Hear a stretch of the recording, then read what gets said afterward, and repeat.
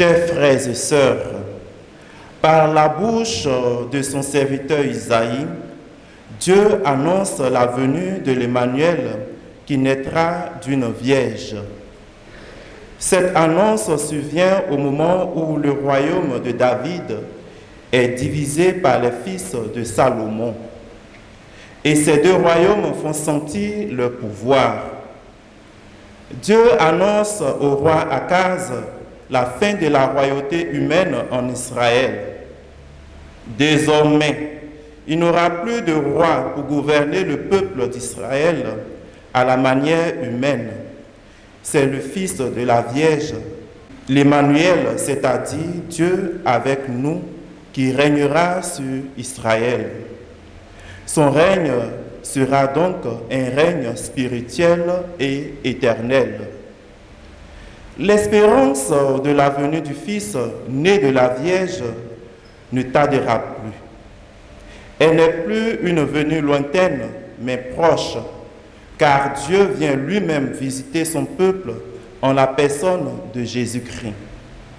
Jésus-Christ s'est fait homme pour vivre notre condition humaine, afin de nous amener à la perfection. Dieu se fait homme pour régner dans notre vie.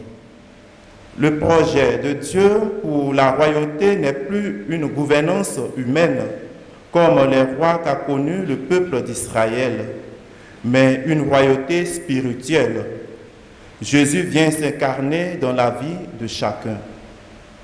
Frères et sœurs, nous sommes à quelques jours de la nativité du Seigneur et les textes liturgiques soumis à notre méditation nous annoncent la venue du Fils de Dieu que la Vierge Marie attend dans le secret de son amour.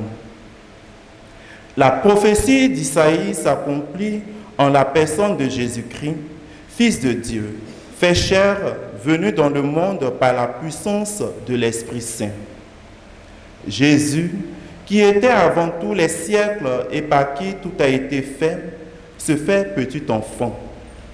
Dieu pouvait choisir une autre méthode pour faire venir son Fils dans le monde, mais il choisit la méthode de l'enfantement, commune aux hommes. L'engendrement du Fils de Dieu par la Vierge Marie n'est plus un engendrement à comprendre et à entendre comme un engendrement naturel pour les êtres humains et certains animaux du règne animal. Par l'incarnation du Fils de Dieu dans le sein de la Vierge Marie, c'est Jésus qui s'incarne en toute personne. Nous sommes alors tous appelés tous les jours à désirer la venue de la présence du Christ en nous. Et l'Église nous donne deux conditions pour toujours nous disposer à accueillir Jésus-Christ en nous. La première condition est le sacrement de la pénitence. Dieu ne pourrait pas être porté par la Vierge Marie si elle n'était pas préalablement conçue sans le péché originel.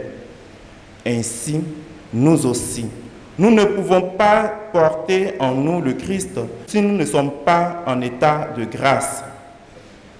Le sacrement de la pénitence rétablit la communion entre nous et le Seigneur que le péché a rompu.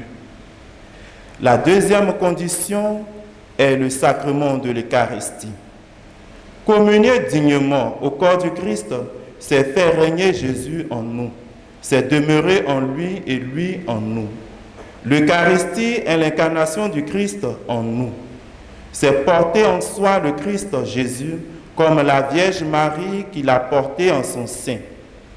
Ainsi, à chaque fois que nous communions dignement au corps du Christ, nous invitons Jésus à s'incarner en nous.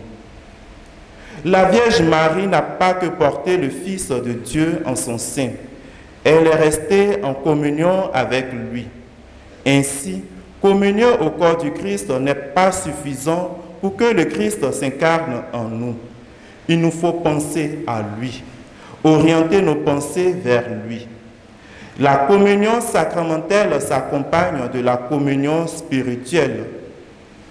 Dans le recueil dévotionnel, Jésus a une mystique, Maman Carmela, dit ceci: la communion spirituelle peut quelquefois être plus efficace que la communion sacramentelle si l'ardeur avec laquelle vous m'invoquez est grande. Fin de citation. La communion spirituelle est une douce réalité, non pas seulement un pieux désir, mais un moyen d'échange, de communication entre le Seigneur et nous.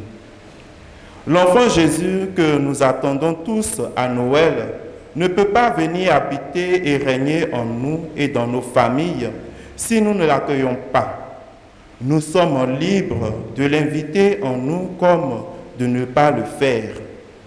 Mais choisir Jésus, c'est faire le choix d'être sauvé de nos péchés. Car Jésus vient nous libérer de l'esclavage du péché. Il vient nous rendre libres et vivre en enfants de Dieu. Dieu veut que nous retrouvions notre état de sainteté perdu par le péché originel. C'est ce qui explique la venue de son Fils dans le monde. Jésus vient rétablir l'ordre de la création et redonner à l'homme la pureté et la sainteté. En poursuivant cette célébration eucharistique, ouvrons notre cœur pour accueillir l'enfant Jésus qui vient bientôt, afin de restaurer en nous notre état de sainteté et de pureté. Amen.